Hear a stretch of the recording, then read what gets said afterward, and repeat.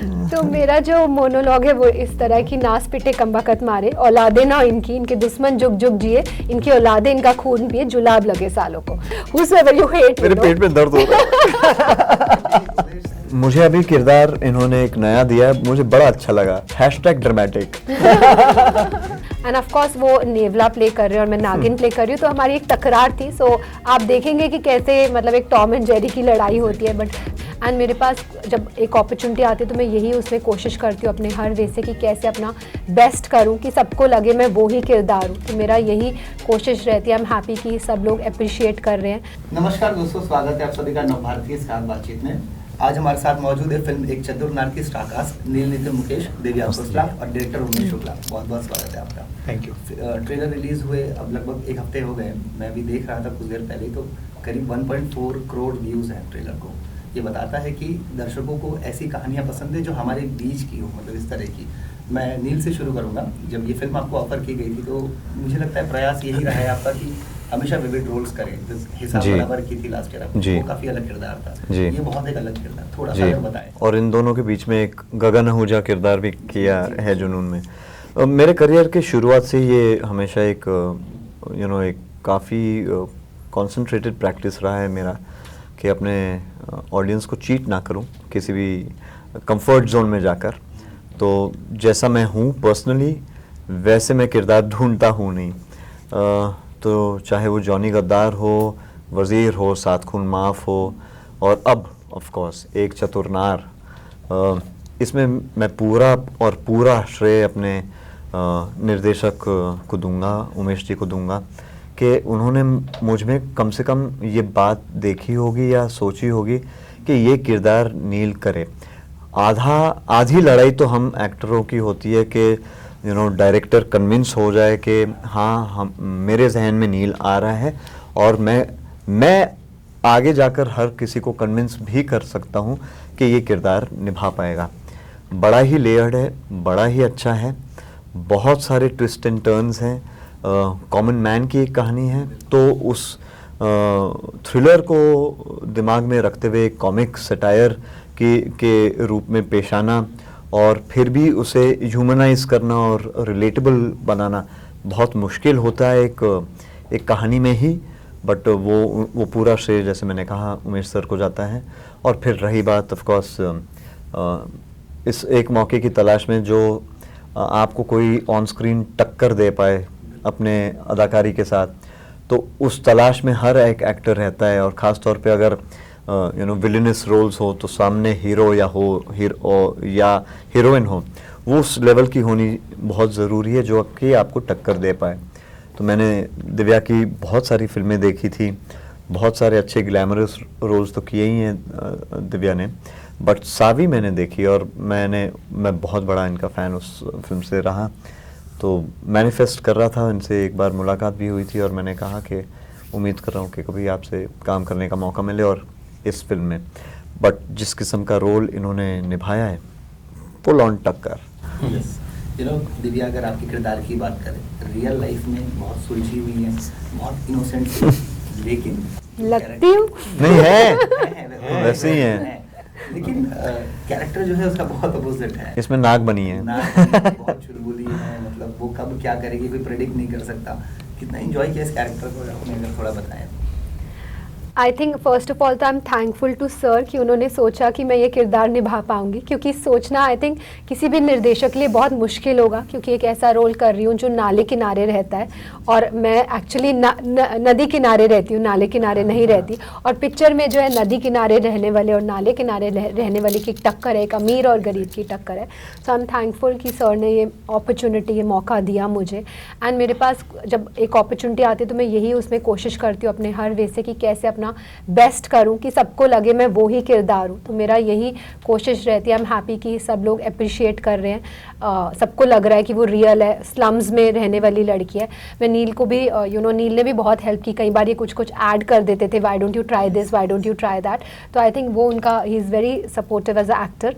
And of course वो नेवला play कर रहे हैं और मैं नागिन प्ले कर रही हूँ, तो हमारी एक तकरार थी। सो आप देखेंगे कि कैसे मतलब एक टॉम एंड जेरी की लड़ाई होती है। बट पिक्चर बहुत एंटरटेनिंग बनाई है, कॉमेडी फिल्म है जिसमें सस्पेंस का भी तड़का है और थ्रिल का भी तड़का है, तो एक ऐसा सब्जेक्ट चुना है जो टोटली ओरिजिनल है और टोटली आज का है, you know, very relatable concept, क्योंकि हम सबके फ़ोन्स में बहुत कुछ होता है और किसी दिन आपका फ़ोन कोई उड़ा ले तो क्या, कहाँ तक बात पहुँच सकती है। नहीं सर, मैं आपका अगर अभी फोन ले लूँ आप फड़फड़ा जाएंगे। मैंने मेरा फोन दिया हुआ है। और मेरी नजर विक्की पे है मेरे बॉय पे। मतलब ऐसा लगता है अपना सारा कुछ वाकई में ना सर, जी, जी। यानी मेरे घर में तो मेरे पिताजी का अगर मैंने फोन छू भी लिया तो एक नजर आती है। तो आई एम सेइंग कि आज, और वो हैं 75 के हैं, तो अगर वहां से लेकर अगर मेरी बेटी भी है अगर जो है 6-7 से, टेक्नोलॉजी को लेकर हर कोई वाकिफ तो है, बट बहुत प्राइवेट होता है ना एक फ़ोन। आपके बैंक डिटेल्स होते हैं, आपके इमेजेस होते हैं, आपकी वीडियोस होते हैं, आपकी बहुत सारी चीज़ें हैं, आपके कॉन्वर्सेशंस हैं, और हर कोई नहीं चाहता कि मेरा ये बड़ा आपके नज़दीकी आपके साथ ही रहता है 2400 घंटा। बट ऑफ कोर्स जैसे इन्होंने कहा कि कुछ भी हो सकता है और गलत हाथ में लग जाए। बट जैसे आपने इनफैक्ट अपने इंट्रोडक्शन में कहा कि बड़ी अपनी कहानी है, यानी आज की कहानी है, बट एकदम सर ने बड़े अच्छे से इसको रेलेवेंस को ध्यान में रखते हुए, टेक्नोलॉजी को ध्यान में रखते हुए भी इन्होंने बड़े आज की कहानी को बट जाके सीधा एक हार्टलैंड में रख दिया, लखनऊ शहर में, जहाँ की ऑडियंस बहुत रिलेट कर पाएगी हिंदुस्तान भर में, देश विदेश में, क्योंकि ऐसे फ्लेवर वाली कहानियों को देखना पसंद आता है, मज़ा आता है। ऐसा ना एक्टर, ये सवाल मैं दोनों से पूछूंगा। मुझे याद है कि सिकंदर मूवी के इंटरव्यू के टाइम सलमान सर बता रहे थे कि अभी के एक्टर्स हैं वो एक्टिंग सीख के आते हैं न्यूयॉर्क और लास वेगस में, और जब यहाँ आकर के इंडियन इमोशंस इमोट करने का कहा जाता है तो वो कर नहीं पाते हैं। मुझे अभी किरदार इन्होंने एक नया दिया, मुझे बड़ा अच्छा लगा, #ड्रामेटिक। तो कितना ज़रूरी है हमारे बीच के लोगों को ऑब्जर्व करना, उनसे सीखना, क्योंकि लोग वही कहानियाँ पसंद करते हैं जब वो देखते हैं कि ये तो हमारे बीच की कहानी है। सर हमारी सभ्यता और हमारा कल्चर, हमारी अपब्रिंगिंग बड़ी डिफरेंट है। जो प्यार वहाँ विदेश में अगर आप बात करें तो 16-17 साल की उम्र में ही बच्चों को सिखाना शुरू कर देते, इनफैक्ट उससे भी ज़्यादा कम उम्र में इनफैक्ट बोलना शुरू कर देते कि 18 साल की उम्र में तुम माँ बाप को छोड़ के अपना घर बसा लो। यहाँ तो हम उल्टा सोचते हैं कि भाई 18 साल के बाद तो जिम्मेदारियाँ मेरे कंधों पर आने वाली है, मैं अपनी माँ, अपने पिताजी, अपने परिवार का ख्याल कैसे रखूँ। अब मैं खुद भी एक परिवार वाला आदमी हूँ, दिव्या भी हैं, उमेश जी भी हैं, हम इसके मायने हम जानते हैं कि ये क्या मायने रखती हैं हम सबके ज़िंदगी में। बट हिंदुस्तान का जो एक कल्चर है ये बड़ा इम्पोर्टेंट है, और इस किस्म की फिल्मों में और वहाँ की सोच विचार में ज़्यादा ऑफकोर्स, तो इसलिए थोड़ा कॉन्फ्लिक्ट हो जाता है। तो इसलिए हम भी ढूंढना पसंद करते हैं कि एंटरटेनमेंट भी हो, लाइट हार्टेड भी हो, पारिवारिक फिल्म भी हो, फैमिली फिल्म भी हो, और साथ साथ थ्रिल भी हो। तो ये एक चतुर्नार जो है उसका एक बड़ा बेस्ट एग्जाम्पल रहेगा कि कैसे एक कहानी को आप हर एज ग्रुप में फिट कर सकते हैं। जी। ट्रेलर देखने के बाद मैं कमेंट्स पढ़ रहा था कई सारे, तो लोग हैरान हैं कि मतलब ऐसा लग रहा है कि आपने अपनी जो एक्टर का एक्टिंग स्किल्स है ना वो पूरा खोल के रख दिया है एकदम टेबल पे सामने। एक मोनोलॉग भी है फिल्म में, वो बड़ा मजेदार है, लोग डायलॉग्स काफ़ी इंजॉय कर रहे हैं इसमें। तो खुद को एज ए एक्टर कितना आप कह सकते हैं इंजॉय किया इस पूरे प्रोसेस में?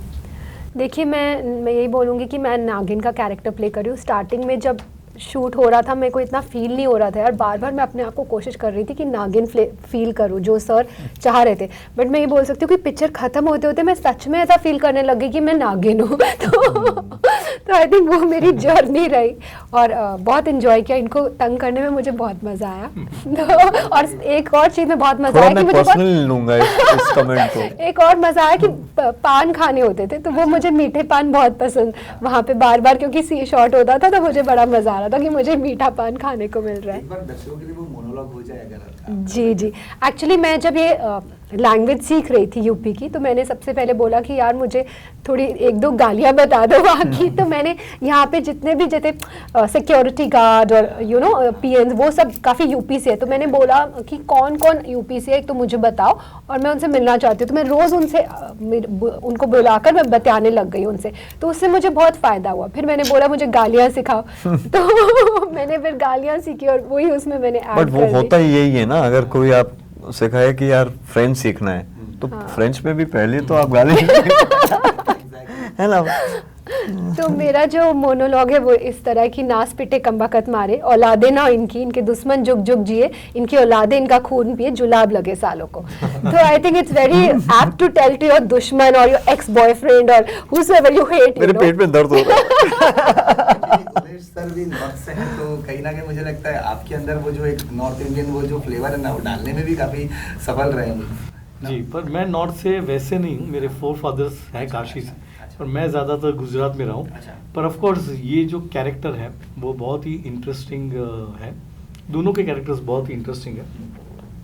जैसे हम गेम की बात करते हैं कि अगर ये टॉम एंड जेरी जैसी फिल्म है, या Catch Me If You Can। Catch me if you can, and सांप और नेवले का जो है वो युद्ध जो है, और हमेशा देखना आप कभी भी यूट्यूब पे भी अगर आप सांप और नेवले का फाइट देखोगे ना, तो आपको हमेशा अंदर से इंक्विजिटिवनेस आती है कि कि कौन जीतेगा। करेक्ट है। कभी सांप भारी पड़ता है तो कभी नेवला भारी पड़ता है। तो वही चीज़ को हमने बहुत अच्छे से पिरोई है, विथ ह्यूमर, कॉमेडी के तड़के के साथ हमने उसको बनाया है, और बहुत रिलेटेबल है, जैसे दोनों ने यही बात की है, और प्रोग्रेसिव भी है। At the end of the film you will realise कि आजकल की जनरेशन जो एक पैसे कमाने के लिए जो शॉर्टकट्स अपनाते हैं, जैसे नील ने कहा कि वो जो अपनाते हैं और उसमें कहाँ फंसते और कैसे निकलना होता है उनको समझ में नहीं आता है। तो वो जो गेम है और वो क्यों है, वो सारी चीज़ें आपको जब फिल्म देखेंगे तो पता चलेगा। आपकी फिल्मों की एक खास बात ये भी है ना कि वो एंटरटेनमेंट के साथ धीरे से एक सोशल मैसेज या कोई अच्छा सा मैसेज भी देती जी, है। जी, बिल्कुल। खास बात ये भी है कि आप एक अच्छे एक्टर भी रहे हैं पहले, और रहे हैं नहीं, आज भी हैं, बड़े अच्छे एक्टर हैं। मुझे याद है कि आज मैं अपने फ्रेंड को बता रहा था कि मैं आज उमेश सर का इंटरव्यू करने वाला हूँ, तो उसने मुझे बोला तूने हेरा फेरी देखी है? हाँ, तो उसने कहा, उसने मुझे याद दिलाया एग्जैक्टली, तो उसमें एक सीन है अक्षय कुमार का जहाँ पे वो 25 साड़ियाँ बोल रहे हैं, वो जो टेलीफोन ऑपरेटर जो वहाँ पे बैठे हैं वही है। मैंने अच्छा ये वही है? तो बोले हाँ ये वही है, और लोग आपको मतलब काम को इतना याद रखते हैं आज भी। जी जी। मैं ये जानना चाहता था कि जैसे ये बात सभी को पता है, अभी पिछले इंटरव्यू में भी यही बात हो रही थी कि पंडित थे आप, और वो एक अलग दुनिया है पूरी, है ना? जी। शास्त्रों का अध्ययन करना और पूजा करना और कर्मकांड सारा करना, एंटरटेनमेंट की दुनिया बहुत अलग है।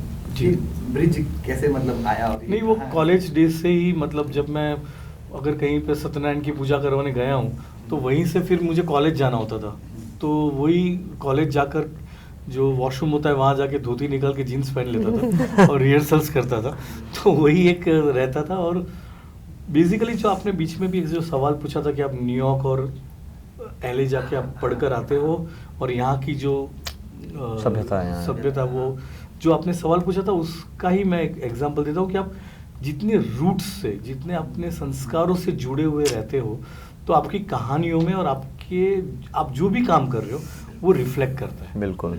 तो वो रिफ्लेक्शन के लिए भी हमें हमारी संस्कृति को या हमारे यहाँ के इश्यूज को जो है वो पकड़ के रखना पड़ता है।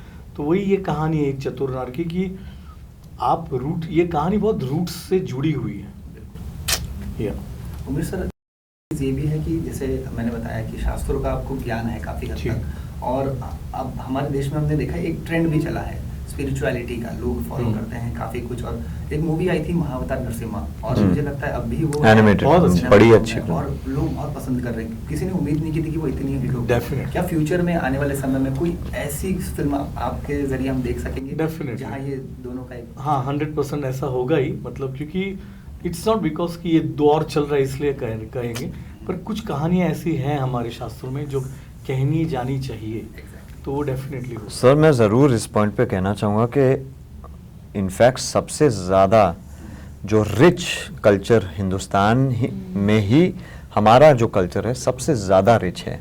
हमारे शास्त्र ही नहीं, हमारे वेद, सब कुछ, इतनी हमारे कहानियाँ यहाँ से निकली हैं।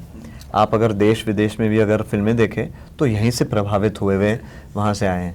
आप जितने भी मैन के बारे में बात कर रहे हैं, first superman actually is Hanuman, है ना? So he is been the biggest super hero, तो वहीं से सारे आए हैं। तो ऑफ कोर्स हमारी रामायण आप देखें, महाभारत देखें, तो सारी कहानियाँ वहीं से निकलती हैं।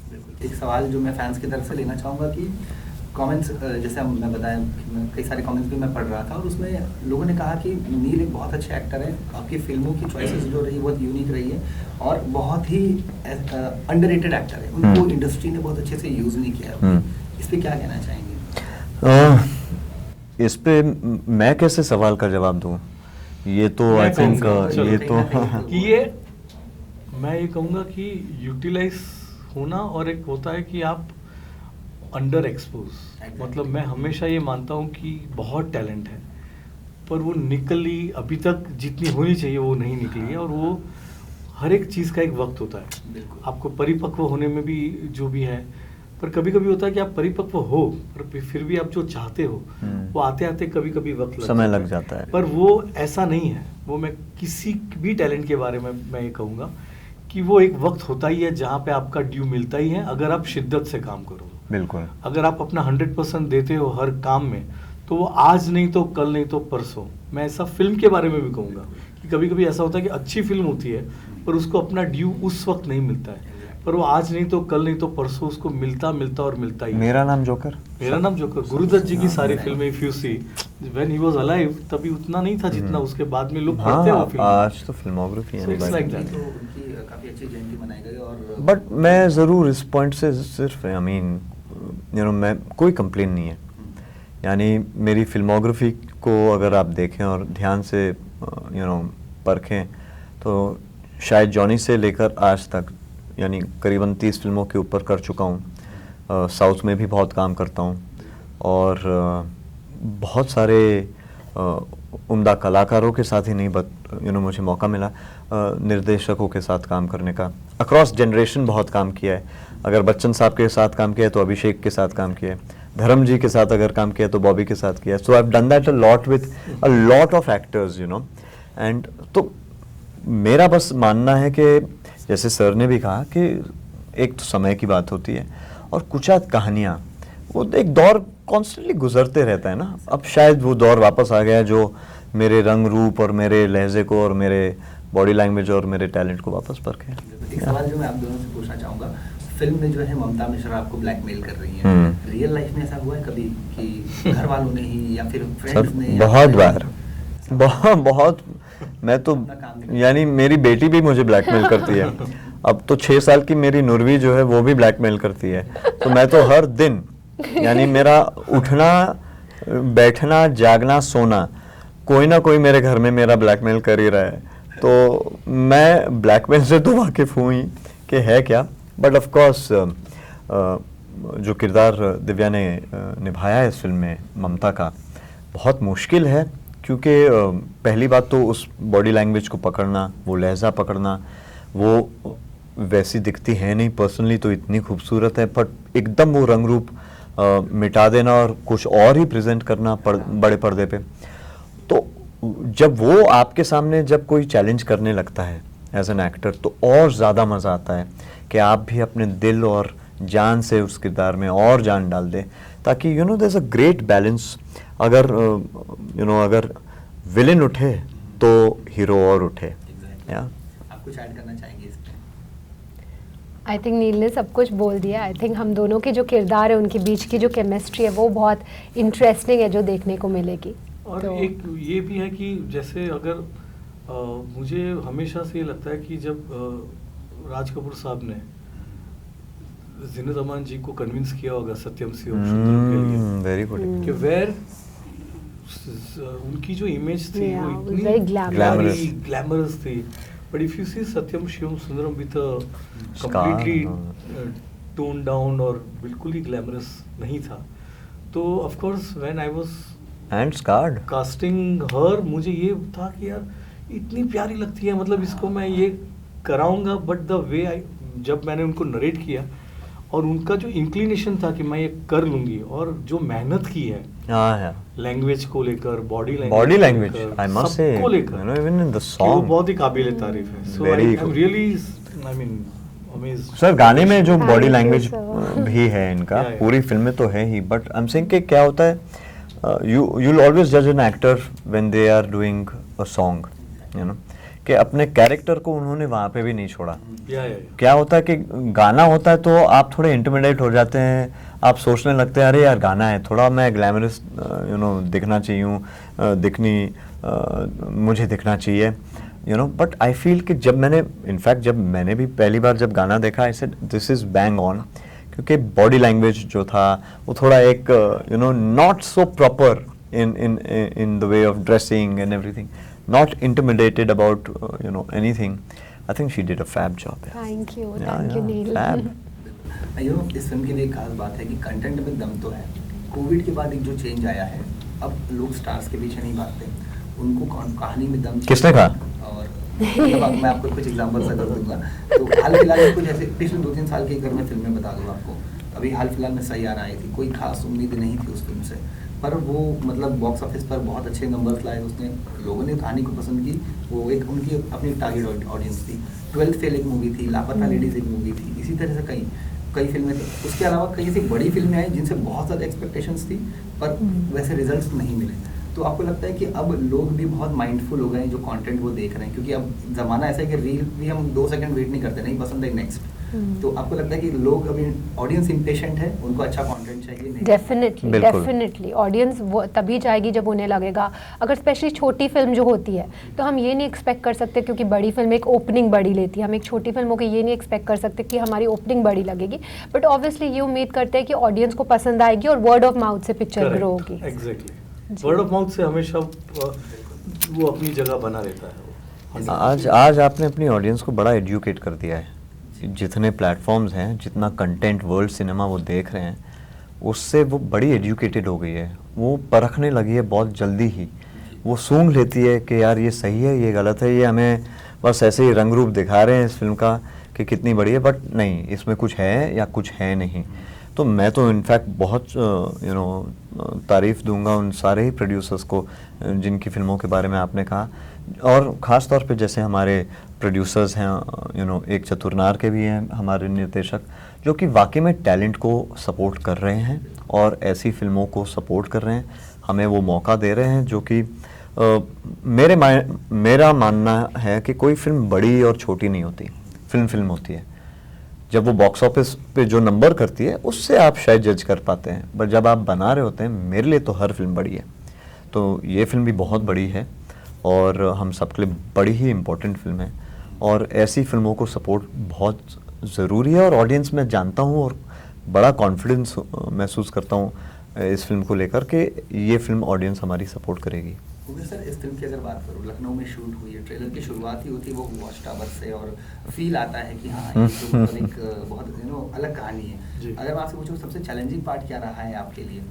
ये हमने जो एक स्लम में, रियल जो स्लम है लखनऊ का बादशाह नगर, वहाँ पर जाके शूट किया था, जहाँ पे दिव्या ऑलमोस्ट 3 या 4 रात वहाँ पे रुकी हुई भी है वही स्लम में, just to understand the flavour, वहाँ के लोगों की बॉडी लैंग्वेज को लेकर सब सीखना था। सो वो वहीं पे रही है, तो वो जगह पे शूट करना थोड़ा ऐसा था कि बहुत डिफ़िकल्ट होगा, क्योंकि अब रियल स्लम के अंदर ही शूट कर रहे हैं। पर in fact because he stayed there for 3-4 days, 3-4 दिन रही, तो सबसे तालमेल इतना अच्छा बन गया कि they were part of the story.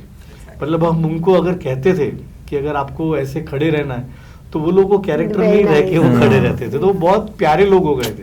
मतलब फिर तो हमारा फैमिली हो गया था। अभी भी मेरे जो पार्टनर है आशीष भाई, उसको भी लोग फ़ोन करके कहते हैं कि कब फिल्म आ रही है, हम देखने जाएंगे यहाँ पे। तो इतनी अच्छी बात है कि वहाँ के जो लोग थे जहाँ पे हमने शूटिंग की, तो मैं तो कहूँगा कि लखनऊ बहुत ही शूटिंग फ्रेंडली जगह है। मैं योगी जी का बहुत ही शुक्रगुजार हूँ कि उन्होंने हमें ये सब जगह पर शूटिंग करने के लिए परमिशंस का बहुत इजी कर दिया था करने के लिए। एंड वो एक जो पार्ट मुझे डिफिकल्ट लग रहा था वो बहुत सिंपल हो गया because of their support. I think मेरे लिए सबसे ज़्यादा मुश्किल बात थी कि पतला रहना, क्योंकि वहाँ का खाना इतना प्यारा था, इतना लज्जेदार था कि भाई हर दिन हम कोई ना कोई कबाब खा रहे हैं, कुछ मीठा आ रहा है कहीं पे, और शर्मा जी की चाय। तो मैं तो सेट पे यानी अगर हूँ तो मैं वैनिटी वैन तो मैं जाता ही नहीं, हालांकि वैनिटी थैंक गॉड कुछ और लोकेशन पे तो थी नहीं, तो जहाँ जाता मैं अपने चल के जाता, क्योंकि मालूम था कि लंच ब्रेक जब होगा तो बड़ा अच्छा बुफे लगता, और वहाँ का खाना तो मज़ेदार था। फिटनेस को देखकर और आपकी जो लुक्स को देखकर मुझे याद है कि कपिल के शो पे कपिल भी कह रहे थे आपसे कि लगता नहीं कि आप ये सारी चीज़ें खाते हैं। वो डायमंड खाते हैं उन्होंने। मुझे लगता है बड़ा महंगा वाला खाना खाते हैं। अरे भाई, सिर्फ दिखता है ऐसा हूँ, बड़ा सिंपल आदमी हूँ। अभी डोसा खाया हमने। हम भी, हम लोगों ने सिर्फ एक डोसा वाला। खाया, चीज़ वाला डोसा खाया। दिव्या, मेरा एक सवाल आपसे था कि अलग अलग फिल्में की हैं, करियर भी काफ़ी आपका अच्छा रहा है। What has been your take away from this industry? कितना कुछ सीखने को मिला है? काफ़ी अप्स एंड डाउन भी देखे होंगे, क्या कहेंगे? बहुत कुछ। आई थिंक जब मैं आई थी मैं बच्ची थी, अभी रिसेंटली तक बच्ची ही थी, अभी मुझे लगता है जैसे मैं बड़ी हुई हूँ, बिकॉज इतना कुछ सीखा है, बहुत सब कुछ मैंने यहीं पे सीखा है, क्योंकि स्कूल में तो आप पढ़ रहे होते हो तो आपका एक्सपोजर नहीं होता। इस इंडस्ट्री में मैं बहुत जल्दी आ गई थी। मैंने अपना जो पहला म्यूज़िक वीडियो किया था तब मैं 8th स्टैंडर्ड में थी, जिसके लिए राधिका राव विनय सप्रू ने मुझे सिलेक्ट किया था दिल्ली में। तो खुद जब यहाँ बॉम्बे भी मैं शिफ्ट हुई तो मैं अकेली यहाँ पर आई, किसी को जानती नहीं थी, कोई रिलेटिव नहीं, कोई फ्रेंड नहीं, खुद दिल्ली से यहाँ शिफ्ट हुई। तो आई थिंक मुझे बहुत कुछ सीखने को मिला। And what I am very proud of is कि मेरे पेरेंट्स बहुत जब उनकी आंखों में अपने लिए प्राइड देखती हूँ कि मेरी जर्नी जैसे रही, तो आई थिंक वो मुझे बहुत एक मन को मेरे सुकून देती है वो बात। Had you done this song? I was in the song. Yeah, I was in the song as a kid. है ना? Yeah, I was a kid. वो भी आपका आपको नहीं पता था? No, I just remember. Yeah, I was a kid. And I'm saying कि okay, music videos, and I used to think that it's you, Yeah. but I never it got the was chance me. to ask. That was you. Honey. Honey, yeah. Yeah. Whoa. मेरा एक आखिरी सवाल है Umesh sir आपसे। जी। आपकी जब भी कोई फिल्म आती है तो ऑडियंस में ना एक उम्मीद रहती है कि वो कुछ अलग करेंगे और अलग लेके आएंगे। ट्रेलर को जैसे मैंने बताया, व्यूज़ जितने हैं वो अपने आप में बयां करते हैं कि कितनी एक्सपेक्टेशन इस फिल्म से लोगों को। जी। एक फिल्म आप अनाउंस हुई है शायद last year, Mohammed Rafi biopic, अगर उसके बारे में बताएं कि इनिशियल स्टेज में है, अगर कुछ बहुत जी, एक्साइटमेंट स्क्रिप्टिंग लेवल पे ऑलमोस्ट स्क्रिप्टिंग अभी हो ही गया है। नाउ वो कास्टिंग पे जाएगी film. Yeah. Thank you so much for joining us. Thank you. Wish कि ये फिल्म को उतनी सफलता मिले, आप लोगों ने काफ़ी मेहनत की है। Thank you. Thank you. 12 सितंबर को हमारी फिल्म आ रही है 12 सितंबर को हमारी फिल्म आ रही है एक चतुर्नाट, तो आप ज़रूर देखिए और आपका प्यार का हम वेट करेंगे। Thank you. Thanks, ji.